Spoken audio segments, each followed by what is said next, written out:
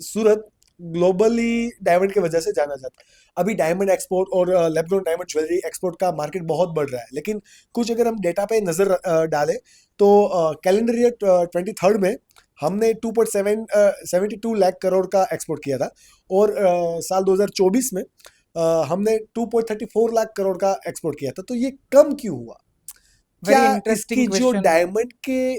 Diamond या फिर जो हम इंटरनेशनल वॉर सिनेरियो देख रहे हैं, इसकी एक्सपोर्ट पर इम्पैक्ट है?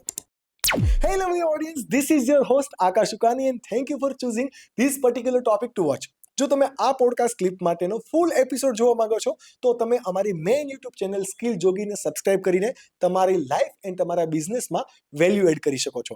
આવી અવનવી podcast clip every Monday, Wednesday and Friday જોવા માટે જો તમે કદાચ આ અમારી યુટ્યુબ ચેનલ સ્કિલ જોગી ક્લિપ પર નવા છો તો પ્લીઝ અમને સબસ્ક્રાઇબ કરો અને નોટિફિકેશન માટે બેલ આઇકન પ્રેસ કરો. અને જો તમે ઓલરેડી આ બેલ આઇકन प्रेस કરીને સબસ્ક્રાઇબ કરી દીધું છે then enjoy the video. Definitely बहुत अच्छा आपने सवाल पूछा है, तो मैं इसको दो पार्ट में डिवाइड करता हूँ। प्लीज. देखिए, जेम्स एंड ज्वेलरी ये स्पेसिफिकली सब्जेक्टिवली दो अलग अलग प्रोडक्ट को रिप्रेजेंट करता है। The first one is a stone, जहाँ पे डायमंड में natural, lab grown and gem stones है। एंड दूसरा आता है ज्वेलरी, जहाँ पे गोल्ड, सिल्वर, प्लेटिनम, टिटानियम वगैरह ज्वेलरी। पहले हम बात करते हैं जो डेटा आपने बताया। इन 2023 कैलेंडर ईयर इंडिया ने एक्सपोर्ट किया था अराउंड 2.72 लाख करोड़ का। अभी ये 2.72 लाख करोड़ में अगर आप डायमंड का एक्सपोर्ट देखें तो इसका फिगर था 1.57 लाख करोड़।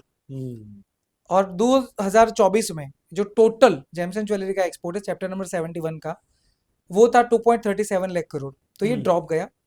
अभी उसमें आप अगर डायमंड, नेचुरल डायमंड की मैं बात कर रहा हूँ, उसका फिगर देखें, लास्ट ईयर हमारा जो नेचुरल डायमंड का एक्सपोर्ट था वो था 1.24 लाख करोड़।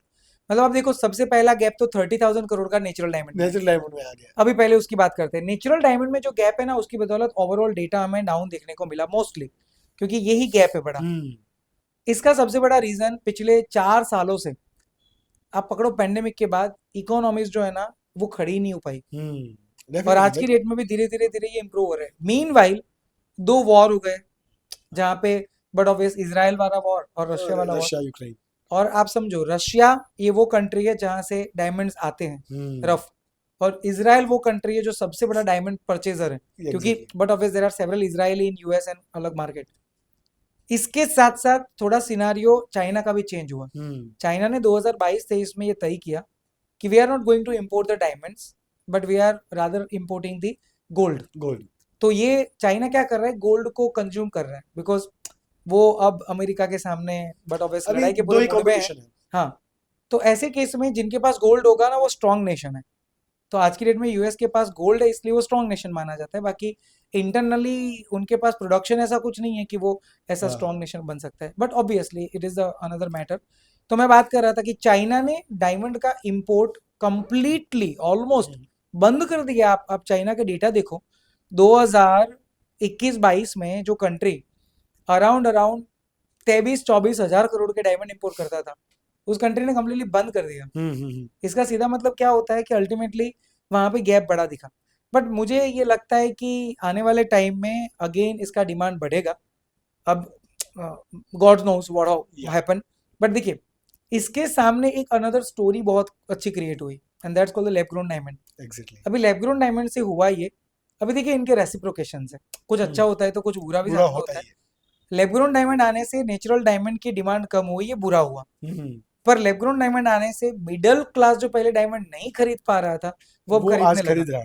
तो आप देखिए, देयर आर सेवरल कंपनीज जो अब लैब ग्रोन डायमंड ज्वेलरी को प्रमोट करती है openly, and they are promoting why, because middle class attract हो। तो देखिए, India is the only country in the world जो डायमंड की घिसाई करता है, आप समझिए। एंड आज की डेट में भी नेचुरल हो या लैब ग्रोन, घिसाई तो करनी ही पड़ती है। विदाउट घिसाई तो वो तैयार होता ही नहीं है। वी आर इन सूरत, तो मुझे तो बताने की जरूरत नहीं है, we are the largest manufacturer in the world. तो ये वाला पर्टिकुलरली गेम हमारे पास है कि जहाँ पे हम लोग वेरी पावरफुल, क्योंकि घिसाई के अंदर हमारी जो कारीगराई है, एक्सपर्टीज है, वो अलग है। तो मैं ये बिलीव करता हूँ कि अगले आने वाले सालों में लैब ग्रोन डायमंड और नेचुरल डायमंड दोनों में बढ़ावा होगा। पर ये स्प्रिंग अभी दबी है, स्प्रिंग छूटेगी तो मार्केट वापस खड़ा होगा, अब आएगा। अब बात करते हैं सेकंड पार्ट पे, it is about the jewellery. पर आप ज्वेलरी देखो, गोल्ड ज्वेलरी 2020 से 2024 तक कंटिन्यूअसली रोज हुआ है एंड वो भी कितने CAGR से, अगर आप एवरेज देखो इट इज 20% से ज्यादा। Exactly. Last year gold jewellery का इंडिया से एक्सपोर्ट 96,000 करोड़ था। 2020 में हमारा ज्वेलरी का एक्सपोर्ट अराउंड खाली 24,000 करोड़ के आजू बाजू था। आप खाली ये देखो रोज कितना हुआ। एंड आने वाले टाइम में ये स्टोरी कम नहीं होने वाली है, बिकॉज ज्वेलरी अब तक हम लोग दिखा नहीं रहे थे, पर अब हमने दुनिया को दिखाना चालू किया एंड वी फाउंड दैट कि अच्छा दुनिया को ऐसी ज्वेलरी चाहिए, तो हमने बनाना भी चालू किया। Definitely. And because of that our manufacturing companies became more compatible with the world markets requirement, and इसकी बदौलत ज्वेलरी में हम वेरी फास्ट ग्रो कर रहे हैं। इसमें मुझे ये भी अपॉर्चुनिटी दिख रही है सिल्वर ज्वेलरी में, बहुत ब्यूटीफुल काइंड ऑफ क्रिएशन जो पहनना चाहते हैं वो और जो अफोर्डेबल पहनना चाहते हैं हाँ वो अभी सिल्वर की ओर बिल्कुल डेफिनेटली। क्योंकि प्राइस गेम अभी चेंज हुआ, डेफिनेटली। तो डेफिनेटली इन दैट के सिल्वर ज्वेलरी में हमारे पास बहुत सारी अपॉर्चुनिटी है।